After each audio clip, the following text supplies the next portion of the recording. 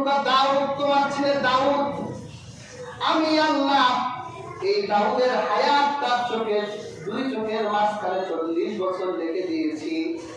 ইয়ার হাজিরিন, আমাদের প্রত্যেকটা মানুষের হায়াত দুই চোখের মাঝখানে আল্লাহ রেখে দিয়েছেন। আমরা কত বছর বাঁচব? মৃত্যুর ফেরেশতা যখন মৃত্যুর সময় ঘনিয়ে যায় তখন আমাদের কপালের দিকে তাকিয়ে আমাদের হায়াত থেকে ফেলে। আদম বলল, ইয়া রব জিদনি উমরিহি, আমার এত সুন্দর ছেলেটা মাত্র 40 বছর বাঁচবে, হায়াত বাড়াই দেন। আল্লাহ বলেন, না রে আদম, আমি তো লিখিয়ে দিয়েছি 40, লেখা তো আর কাটা যাবে না। হযরত আদম বলল, যদি আল্লাহ তার হায়াতকে আপনি না বাড়িয়ে দেন তাহলে আমার হায়াত থেকে আমি 60 বছর আমার এই সন্তানকে আমি দিয়ে দিলাম। আল্লাহ বলে, আদম তোর ইচ্ছে, যদি তুই 60 বছর দেস তাহলে দাউদ 100 বছর বাঁচবে। এরপর হযরত আদমের হায়াত কমতে লাগলো। আল্লাহ পাক হযরত আদমকে 1000 বছর হায়াত দিয়েছিলেন। যখন হযরত আদমের হায়াত 940 বছর এলো, ফাআতাহু মালাকুল মাউত, তার কাছে মৃত্যুর ফেরেশতা আসলো। এসে বলে, আদম আপনি রেডি হন, আপনার হায়াত ফুরিয়ে গেছে। আল্লাহর হাবিব সাল্লাল্লাহু আলাইহি ওয়াসাল্লাম বলে, জাহাদাত ফাজাহাদাত যুররিয়াতাহু ওয়া নাসিয়াত যুররিয়াতাহু, তখন আদম অস্বীকার করলো। এই জন্য তার ছেলেরাও অস্বীকার করে। হযরত আদম ভুলে গেল, এই জন্য তার ছেলেরাও ভুলে যায়। হযরত আদম ভুলে গেছে যে তার ছেলেকে যে 7 বছর হায়াত দাউদকে দিয়েছিলেন। তখন ফেরেশতা মনে করাই দিলেন।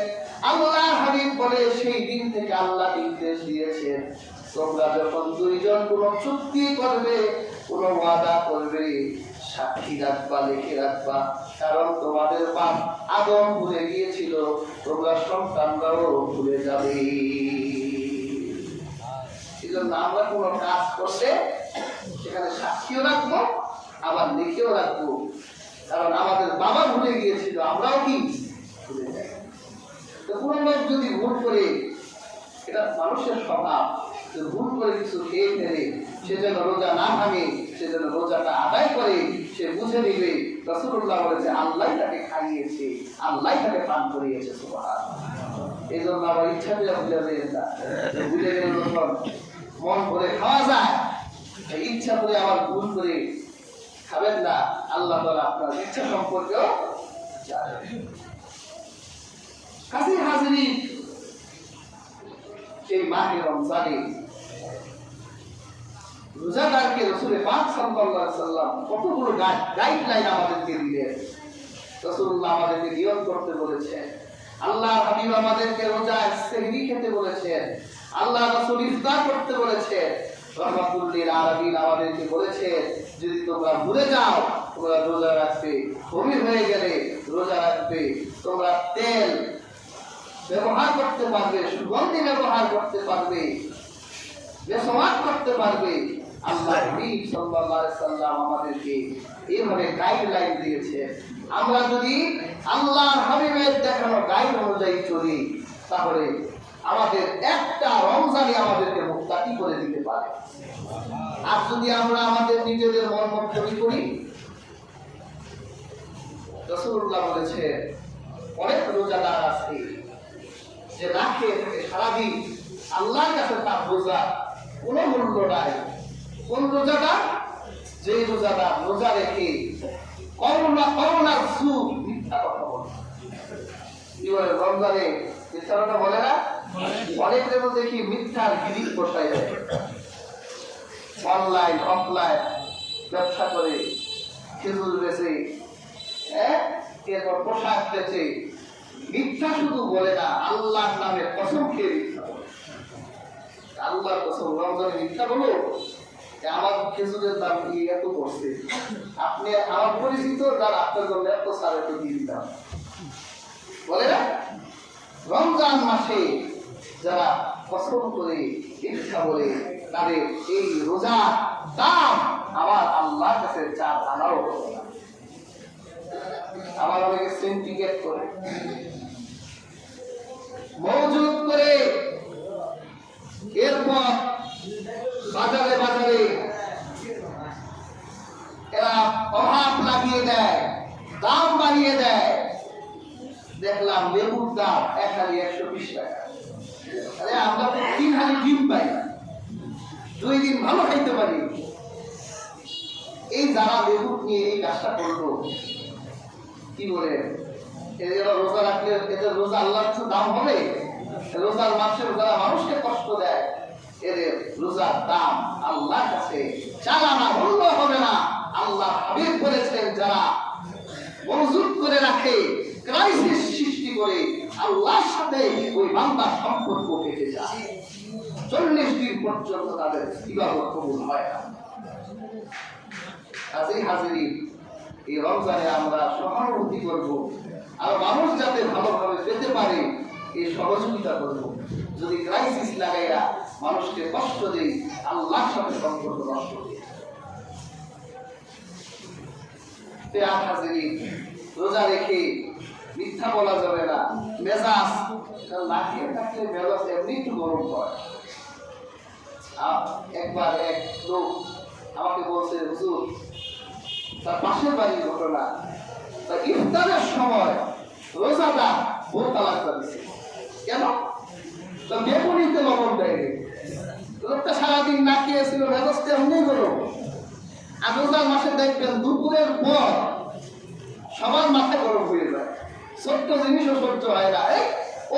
এত পানি দেয়, এত পানি ঢালে, আসতে ঢালে, এটা কেমন বলে ঝগড়া লাগে। মেজাজ গরম থাকে, না খেয়ে থাকার সময় তাই স্ত্রী বেগুনি তো লবণ দেয় না, উনি তো রোজা রাখছে, উনি গায়ে বেগুনি তো লবণ দেয় নাই, আমি তো রোজা রাখছি, তুমি রোজা রাখছো, আমি রাখি নাই, তুই তালাক যা। যার 14টি সন্তান, এক বেগুনিতে লবণ না দিয়ে একবার মেজাজ গরম করে সব তালাক দিয়ে দিচ্ছে। কাজে হাজির রোজার মাসে দুপুরের পর মেজাজটা একটু গরম হতেই থাকবে। আপনি যদি ধৈর্য ধরেন, তাহলে প্রকৃত রোজাদার হতে পারবেন যে না, আমার রোজাকে আমি ডিফেন্স করতে পারতেছি, ও আমাকে রাগাতে পারছে না, ও আমাকে ধৈর্যের পরীক্ষা হারাতে পারছে না। যখন আপনি বারবার আপনার মেজাজ গরম হবে আর বারবার আপনি কন্ট্রোল করবেন, তাহলে আপনি প্রকৃত রোজাদার হতে পারবেন যে না, আপনি ধৈর্য শিক্ষা গ্রহণ করতে পারছেন। কাজেই ঘন ঘন রাগ হওয়া যাবে না, সবকিছু নিয়ে রাগারাগি করা যাবে না, গালিগালাজ করা যাবে না, মিথ্যা বলা যাবে না। আল্লাহ হাবিব বলেছেন, যারা রোজা রেখে এই কাজগুলো করে তাদের রোজা কোনো প্রয়োজন নেই। আল্লাহ তাদের রোজা চায় না, তারা যেন সারাদিন না খেয়ে থাকতো। তাহলে আমরা না খেয়ে থাকতে চাই না, আমরা রোজা রেখে আল্লাহর কাছে প্রতিদান চাই।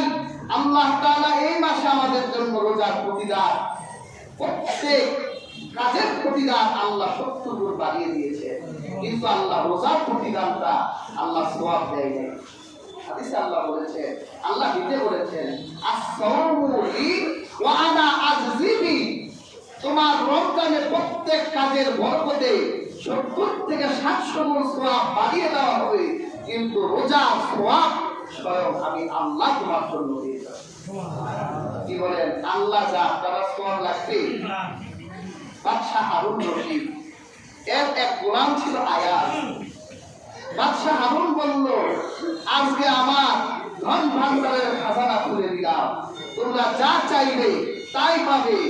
সবাই তো বাদশার কাছে আমার ঘোড়া লাগবে, আমার গাড়ি লাগবে, আমার এটা লাগবে, ওটা লাগবে, কিন্তু হারুন রশিদের গোলাম আয়াজ দাঁড়িয়ে আছে, কিছুই চায় না। হারুন রশিদ বলল, সবাই চায়, আয়াজ তুমি কি বোকাই হয়ে গেলে? তুমি তো আমার কাছে কিছু চাও না।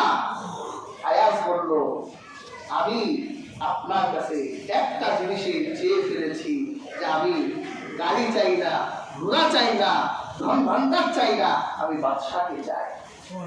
যদি বাদশাহ আমার হয়, ধন ভান্ডার আমার, ঘোড়া আমার, গাড়ি আমার, তারা বাদশাহ চেয়ে নিয়েছে। আর হাজির দুনিয়া আখিরাতের বাদশা হলেন আমার আল্লাহ। যদি আপনি আল্লাহর সন্তুষ্টির জন্য রোজা রাখেন, স্বয়ং আল্লাহই আপনার হয়ে যাবে, জান্নাতও আপনার, সবই আপনার। কাজে আমরা আল্লাহর সন্তুষ্টির জন্য পরিপূর্ণ রোজার পাপ আদায় করে আল্লাহ তাআলা আমাদের প্রত্যেককে রোজা রাখার তৌফিক দান করুন। যারা সুন্নাত করেননি